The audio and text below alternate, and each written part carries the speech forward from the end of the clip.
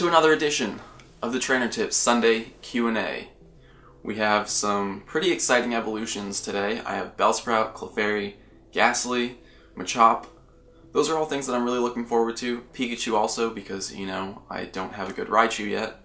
So let's just jump right into it. I'm going to start with the lesser exciting things. Less exciting things? Anyway. Paris. I powered up my only Parasect with Bug Bite and X-Scissor. So I'd like to get another one around the same starting CP, like high 900s, so I can use that for training. So hopefully this comes out with Bug Bite, X-Scissor.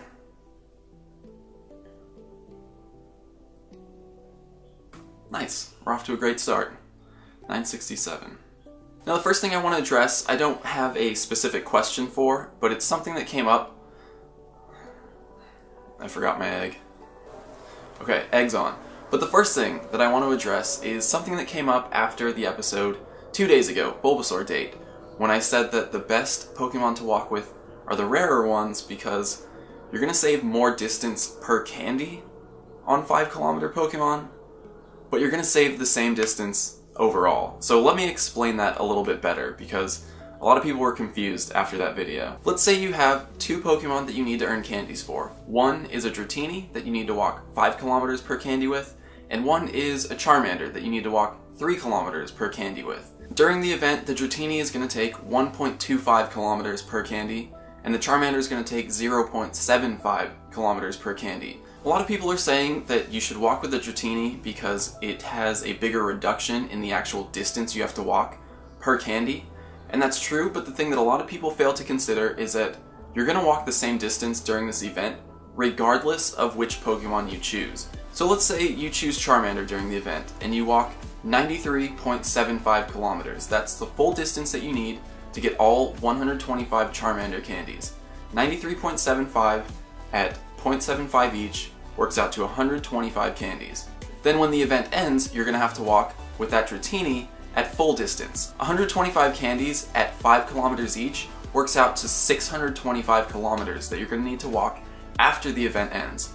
So that's a total of 625 plus 93.75 to get all the candies that you need for both Charmander and Dratini. Now, if you choose Dratini during the event because it has a bigger reduction in the distance you need to walk, you're still going to walk the same distance. So if you walk 93.75 kilometers with Dratini during the event, that's enough to earn 75 candies.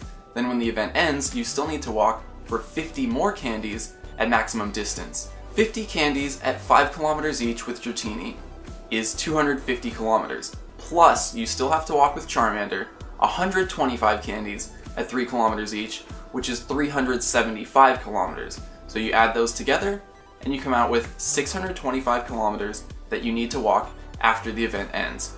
Same total, 625 after the event, 93.75 during the event. So that's what I mean when I say it doesn't matter who you choose. If you need to get the same amount of candies, in the end you're going to have to walk the same distance regardless of who you choose during the event. So the reason I suggest choosing the rarest Pokemon is because you don't see those in the wild. I could walk with my Dratini now, but chances are between now and the time I get 125 candies, I'll encounter a few more in the wild, which is going to reduce the number of candies that I actually need to walk for. Walking with Grimer, I'm not going to see him in the wild very often. I think I've only seen 2 now. So choosing Grimer during the event means I'm going to get the muck candies I need faster than if I walked with him after the event. Whereas Dratini, I can still catch that in the wild and get candies that way. I know the event's almost over now, but hopefully that helps you guys understand what I meant by choose the rarest Pokemon and not the ones with the highest distance. The next evolution I'm going to do is Staryu, and remember, Starmie and Golduck are tied for the highest attack stat among Pokemon that can learn Water Gun and Hydro Pump. I actually already have a Water Gun Hydro Pump Starmie, so this is kind of just a bonus evolution. I don't know, it's for the experience. Might end up with a usable moveset, so let's see. Water Gun, Power Gem. Well, they're both super effective against Charizard, but Hydro Pump is still better because it gets Stab and has higher DPS. Power Gem is double effective against Charizard, but that works out to the same as 1 super effective bonus and Stab, so Do you think Niantic will ever incorporate a quest system? Well, actually, after the latest update, a data mine discovered that there is code for daily quests implemented in the game. So we don't know much about it yet, but we do know that there are lines of code that reference daily quest first catch of the day and daily quest first Pokestop of the day. So in the near future, you could get a bonus for going out and catching your first Pokemon of the day and spinning your first Pokestop of the day. Now keep in mind, we discovered code for trading in the game a long time ago, and that's still not out, but it's unlikely that daily quests are going to take as long as trading, because trading, there's a lot that comes with it that they need to balance and figure out to make it work right. So daily quests could be coming to Pokemon Go relatively soon. Again, we don't know exactly when, but the code is in the game. We're going to do Nidoran next. I do have a fully powered up Nidoqueen already, but again, like I said, all the things that I've powered up, I do want to have those at a lower CP also to use them in training. It seems like right around 1,000 to 1,200 CP is a good sweet spot for training Pokemon, because typically what you're seeing in a gym is around 2,200 to 2,600 CP. So again, between 1,000 and 1,200, maybe all the way up to 1,300, is a good sweet spot for training Pokemon. 1670. Oh yeah, this was higher level. This was not hatched from an egg, so 1670, that's actually pretty high. But Bite Sludge Wave.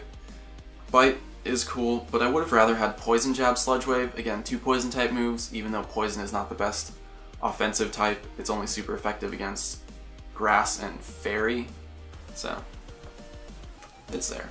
Why do you think spawns are lighter in rural areas? There's no competition for spawns, so why do cities need more? You're right, there's no competition for spawns. When a Pokemon spawns, every player can go catch that Pokemon. So the reason that there are less in rural areas is because of the way Niantic designed spawn points. They're based on areas of high cellular activity.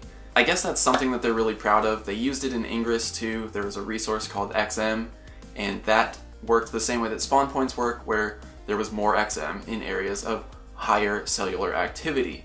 So I think that's something that they're really proud of. That's an algorithm that they designed to use player information or human activity information to create something in the game.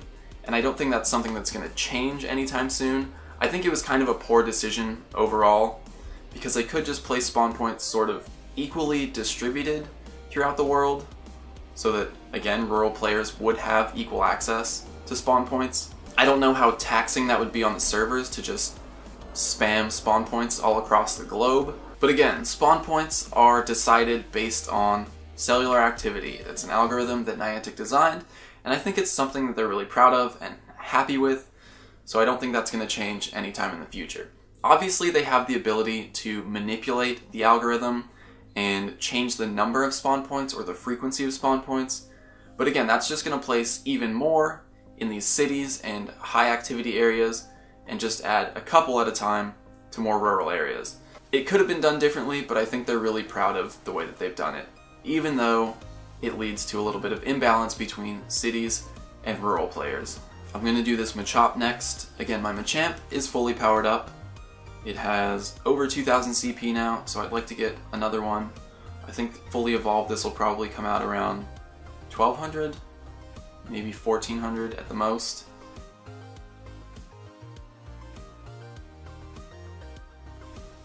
$14.43 with Karate Chop and Cross Chop. That's exactly what I wanted. Do you think Niantic will add Gen 2 even though it will complicate the game with things like babies, evolution stones, branches, friendship? The answer is yes, absolutely. I think they will still add Generation 2. For those who aren't familiar, all these things are sort of evolution mechanics. There are Pokemon who evolve when exposed to certain stones. There are Pokemon who evolve when they're traded holding specific items. There are Pokemon who evolve when your friendship level with them is high enough. And those things would complicate the game, but they're just going to simplify it. It's all going to be candy. There are complicated evolution mechanics in first generation. Not every Pokemon evolves just by leveling up. We had evolution stones in first generation. We had branched evolutions in first generation, with Eevee having 3 different possible outcomes. We even had Pokemon who evolve when they're traded. Haunter, Machoke, Kadabra, and Graveler all had to be traded to evolve in the original games, and every Pokemon that had either a stone evolution, a trade evolution, a branched evolution, everything is all just candies in Pokemon Go, and I guarantee it'll be the same way for second generation. The one thing that they could implement is friendship based on the buddy system, but honestly I don't think that's very likely. Obviously they like to simplify things for Pokemon Go, so I really think everything is just going to be based on candy. And branched evolutions, again, not going to be a problem. We already have Eevee that has 3 different outcomes, and we've seen that that's pretty much just chosen randomly. There is a trick to decide one time, but branched evolutions that come up in second generation, they're probably just going to be random as well. Early on, Niantic and Nintendo both said that there are plans to add all Pokemon to Pokemon Go eventually. So I really think that's something that is going to happen, and I think it's something that needs to happen if they want the game to continue on for many years into the future. Obviously, this current Halloween event is keeping people interested, but I'm pretty sure once it ends, things are going to die down again. So really, adding more Pokemon is the one thing that's going to bring back the hype, like I've said before. So yes, Generation 2 should still be coming. I think it would be a terrible move to not include it just because it might complicate things. A lot of people have other concerns, like it's going to make certain first generation Pokemon harder to get because you're going to see less of them in the wild relative to the new Generation 2 Pokemon. And that's true, but honestly, I don't see a problem with that. If it takes longer to complete the Pokédex, I'm all for it. These next 4 I'm all actually really excited about because I do want to get better movesets for all of these Pokemon. I'm going to start with Ghastly just because it's, the most common right now. And believe it or not, I only have 126 Ghastly candies. It's the event Pokemon that I've really seen the least of during the event. But here we go.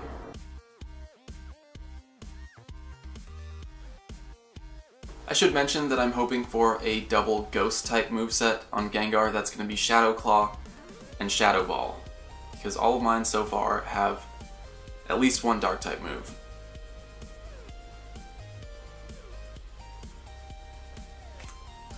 Oh well, there's plenty of Ghastlies out. We'll have to go to Long Beach today.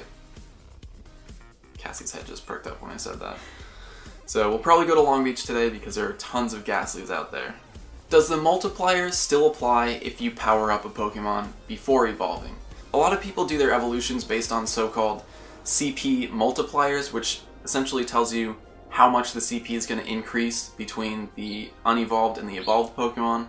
So the biggest one that people usually cite is Magikarp, which supposedly has a times 10 CP multiplier when evolving to Gyarados, meaning if you had a 100 CP Magikarp, it would get multiplied by 10 and you would have a 1000 CP Gyarados. Well, here's the deal. Multipliers are sort of a myth. That's not how it works at all. The game doesn't take the Magikarp's CP and multiply it to get the Gyarados' CP. CP is based on 3 things: Pokemon's base stats, a Pokemon's IVs, and a Pokemon's level. The only thing that ever changes among those for the same Pokemon is level. The IVs are set for that specific Pokemon, the base stats are set for that species of Pokemon, and the only thing that changes is the Pokemon's level. CP is determined by a formula that takes all 3 of those things into account. And when you power up a Pokemon, you're increasing its level. So as the level increases, the CP also increases. So if you know the exact IVs of a Pokemon, you can actually calculate what its CP will be after evolving by plugging it into the formula, but it's a really complicated formula, so I don't suggest trying it. Powering up a Pokemon before evolving it will increase the CP of the evolved Pokemon, but it's not because of the multiplier, it's because it increases the level of the Pokemon. Hopefully that clears things up for you guys. I just felt like there was a lot of misinformation about how CP multiplier works with evolutions, so CP multipliers don't actually exist. It's sort of just an estimate based on the possible range of outcomes with different IVs. I'm going to evolve Pikachu next. Again, I'm looking for Raichu with 2 electric type moves, preferably Spark and Thunder. I would also take Thundershock Thunder or Spark Thunderbolt, or even Thundershock Thunderbolt. Anything but Brick Break. That's a nice Raichu. Yes! Spark Thunder is exactly what I wanted. This is actually going really well today. Quick question here. A lot of people are noticing that a Pokemon running away from you gives you 25 experience, and they're wondering if this is something new that was added with the most recent update or with the metal catching update. And actually, it's something that was there from the very beginning. Pokemon running away from you have always granted 25 experience. I'm not sure why people are noticing it more now, but it's always been there. A Pokemon running away still gives you 25 experience. On to the next one, it's going to be Clefairy. This one is much higher level than any Clefairy I've evolved before, but its IVs are 77.8%. Again, I'm making an exception because it's starting out at a higher level, which means it's going to take less Stardust for me to power it up if it ends up with a good moveset.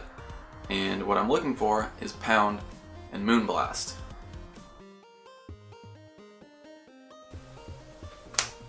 Dang it.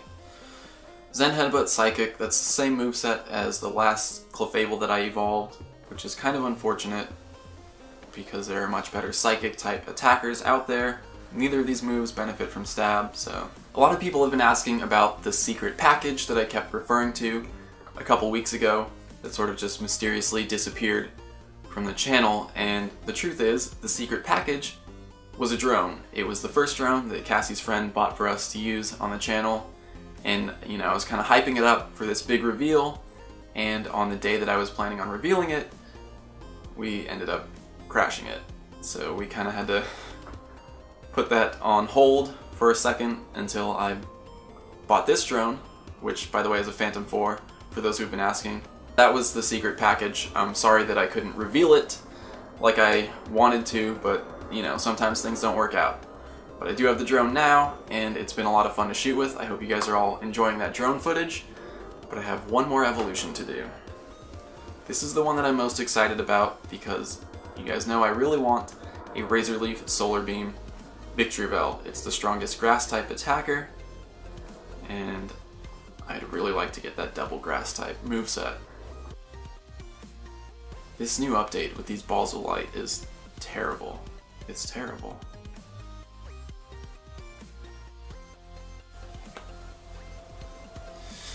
Yes, that's it. Razor Leaf, Solar Beam. This is definitely getting powered up, so let's see. The Victreebel, the Machop, the Parasect, and the Raichu all came out with the movesets that I was looking for. So 4 out of 8. That's probably my best run of evolutions yet. One last question. Since Halloween is tomorrow, what was my favorite costume as a child? There it is. When I was in 5th grade, my mom made me this giant Pokemon card. So I was a Pokemon card for Halloween. Instead of going the standard route and dressing up as Ash Ketchum like most of the other kids did, I decided I wanted to be a card. So there it is. That's going to be it for this Q&A. I hope you guys enjoyed it. I really hope you learned something from it, and leave questions for next week in the comments. But to be honest, it might be better to ask me on Twitter because there are thousands of comments on each of these videos, and a lot of times I don't have the time to go through and look for questions because it just takes so long to get through all of these comments. So I usually put out a call for questions before I shoot the Q&A on Twitter, so that's really the best time to ask me, because that way I have all the questions coming in all at once and I don't have to scroll through thousands of comments or thousands of tweets to find the questions to answer. So again, if you want to ask me on Twitter, wait till I put out that call, and that's usually the best time to ask questions. But that's going to be it for this episode. I'll see you guys tomorrow.